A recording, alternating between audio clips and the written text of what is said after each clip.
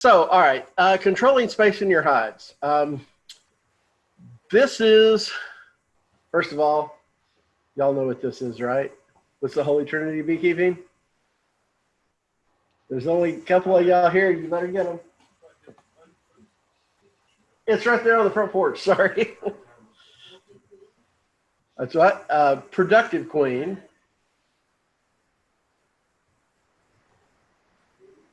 Food and nutrition. Pest and disease control. And everybody that's connected online is going, I knew those. Right? Okay. Yes, that's exactly what it is. Space control is pretty much related to pest and disease control, specifically pests, although it's a little bit some other things too. When we talk about space control, and I need to move this thing off my screen so I can see what I'm doing. Basically, there's two things we're trying to do. If you have too much space inside the hive, that means that the guard bees can't keep pests out. Specifically, we're primarily looking at small hive beetles and wax moths. Okay, if you give them too much space, and sometimes people say, "Well, wax moths killed my hive." Well, that's not quite true. Wax moths don't actually attack your hive; they just attack a hive that's too weak, and weak is related to your population as compared to how much space you have, which is why we're talking about space. It's also, if you give them too much space, the bees generate their own heat. And if you have too much space, they can't keep their hive warm enough in the winter. Too little space is also a problem because that means the hive can't grow. And if they completely fill everything and they're out of space, that is kind of a cause or an impetus for the bees to swarm. Or abscond, which basically means they all leave. We'll talk about swarming in the splits class too. So that's why this class is pretty important. Basically, there's three types of space that we're going to look at controlling. We're going to look at space between the frames inside the hive. We're going to look at empty boxes and why you don't use empty boxes. Because there's a cool picture of that. And it's also, when are you supposed to add boxes and when do you take boxes away? And this is something y'all are going to run into this very first year. When you get your hives here in a couple of weeks, I think, what did I say, April 11th? I sent the email out. Is that right? Do y'all remember? I think it's April 11th is when y'all are getting your hives.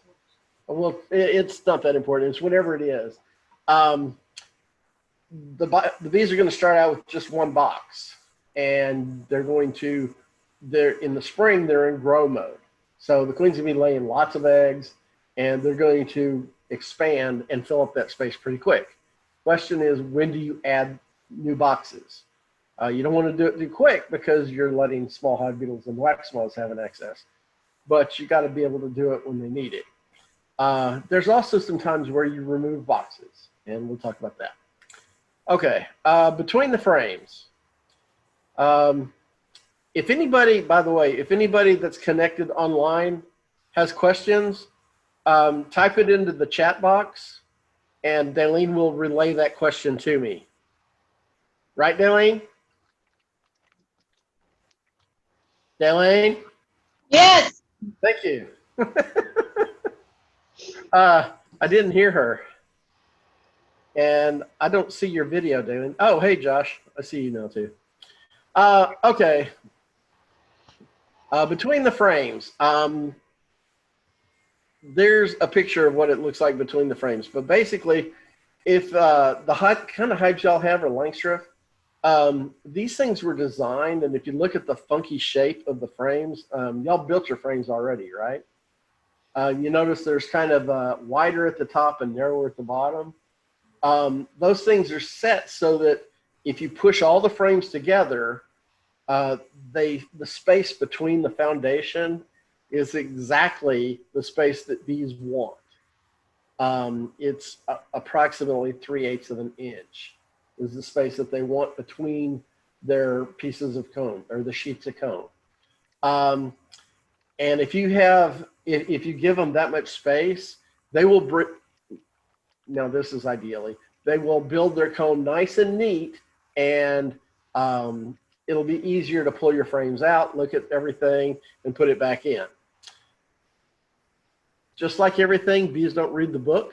So sometimes bees could have the perfect amount of space and they're still going to build their comb cattywampus, like from one to the other. And y'all have gone on field trips, right? With your mentors? Nod. You better nod yes, because otherwise I'm going to jump on you if you haven't done it. And we will make sure you start doing it. When you see these hives, you'll see that there's combs that are connecting the frames together. Come on in. Pull up a chair. I'm not that far into it.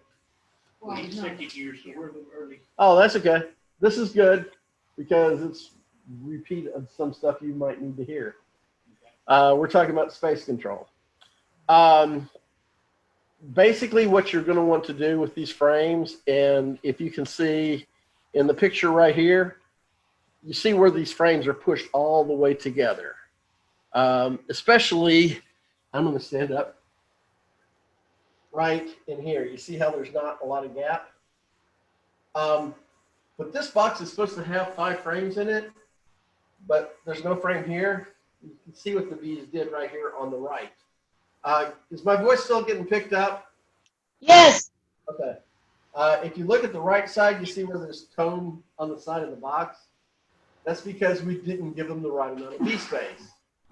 So if you give them the wrong bee space and empty space in there, they will use it. They probably won't use it the way you want them to use it. So to fix that, you just have to take a knife and start cutting it out and throwing away all that hard work that the bees had. Yeah, it's a heartbreaker. It happens to all of us. Even if you do it everything correctly, they're going to do some of that.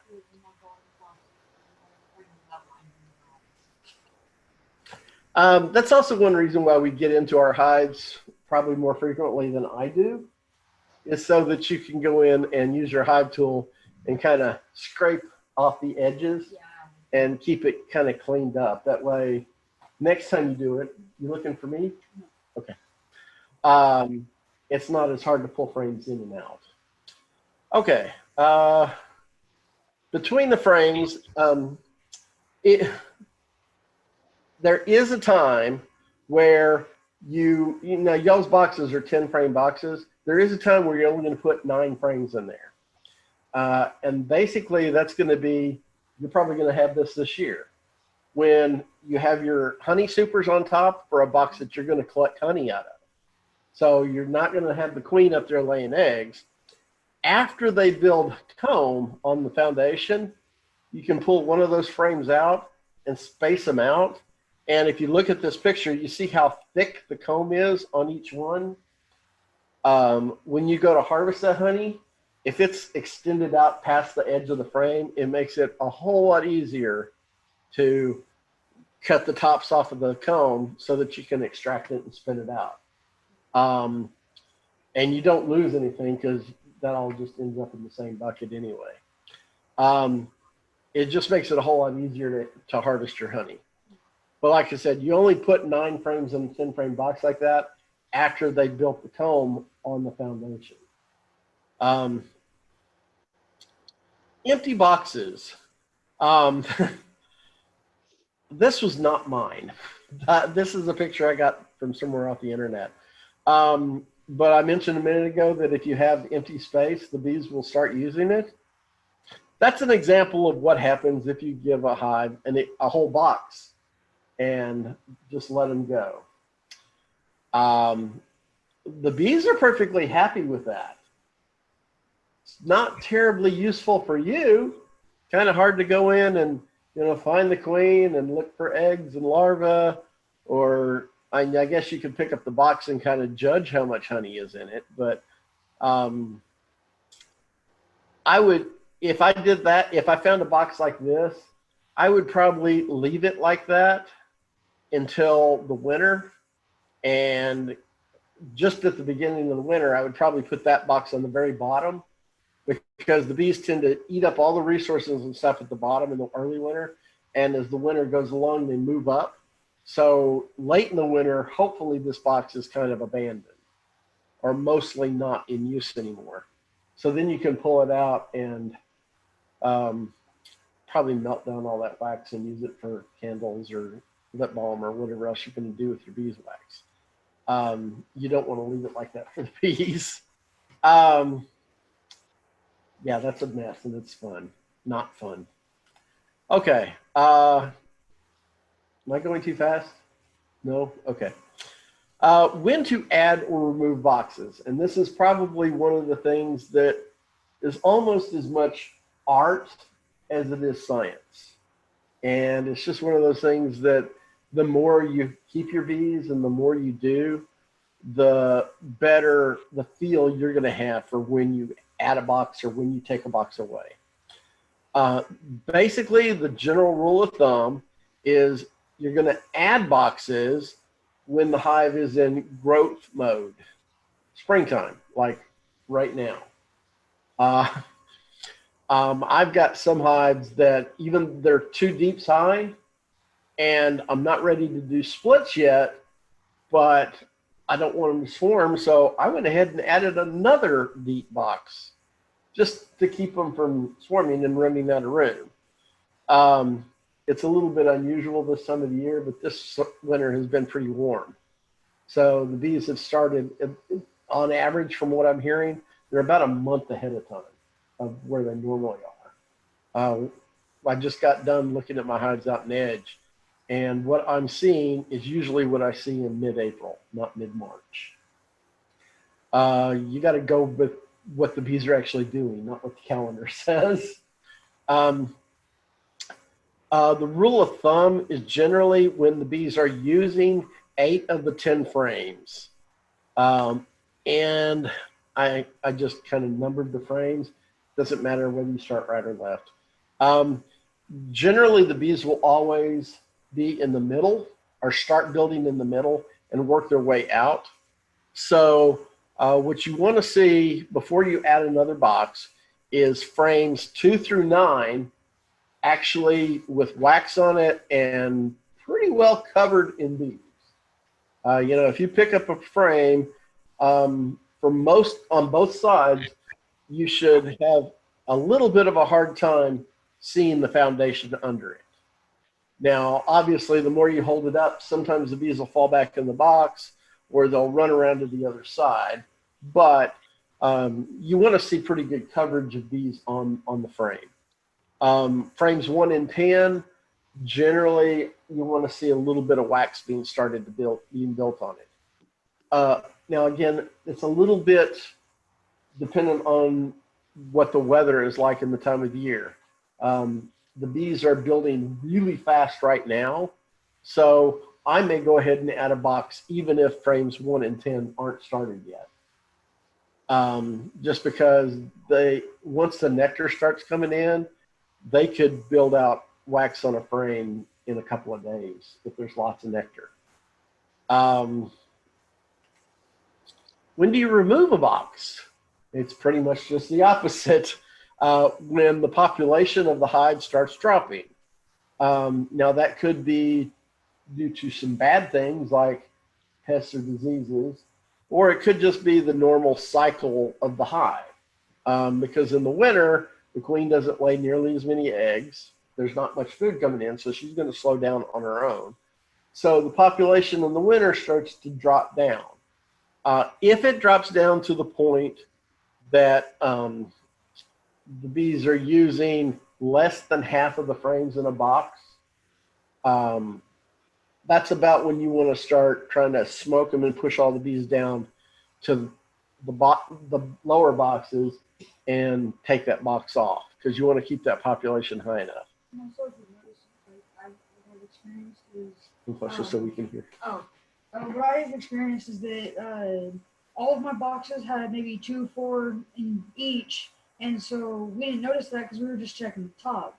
To check all the way down to find the frames that aren't being filled out or are being used. That's a very good point. If you've got multiple boxes, you don't have to go down to the bottom box all the time, but you do need to drive down to the and look at those bottom boxes. I would say on average, now this kind of depends on the time of the year too, but generally about once every 3 or 4 times that you go in and look at your bees, once every 3 or 4 times, you're going to want to go all the way down to the bottom. Now that's going to be a little bit more dependent. If you've got 2 mediums as your boxes, it's easier to get and look in that bottom box than it is if you've got 6 mediums and you're collecting honey. You got to do something with them. And honestly, if you start unstacking boxes and you've got other hives, sometimes the other bees will start coming over and trying to rob out the honey. So you still don't want to leave your hive open for an extended period of time. You're still going to want to do it relatively fast and quick. That's almost a do what I say and not what I did, because I made a mistake on Sunday when we were doing some splits and I couldn't find the queen. We probably had that hive open for 40 minutes and it caused a robbing frenzy, like a massive one. It was a mistake. I probably hurt that hive by doing that. That's how you learn. You make mistakes and you learn from your mistakes. Okay. I wasn't planning on talking about that, but that was still good. The other time that you may want to remove a box, and this is in the spring, generally, I'm not going to talk about swarms because it's kind of its own topic, but swarms are, well, I guess I am going to talk about it. Swarms are when the queen and about half the bees leave to go establish a new colony somewhere. That generally only happens in the spring, although it can happen any time of the year. And sometimes it can happen even in the winter if they're running out of food. They just abandon the hive and go look for food somewhere else. If the hive swarms and the population drops too low, come in. I think that's Ashley. Yeah. Then you may need to take a box off, at least temporarily, until they rebuild their numbers. Almost ready for the second here. Yeah, our bedroom. Okay. Another time is when you remove a box is if they're already in. If you only have one box and the population is going down. Now this is usually caused by pests or diseases. Something happened to your hive, or maybe they went queenless. But if you've got a 10-frame box and they're already in it and they're only using half of it, find a little 5-frame nuke box and move them into that.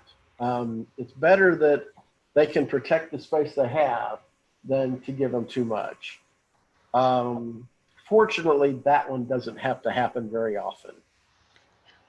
Okay. That's it for space control. Questions about space control?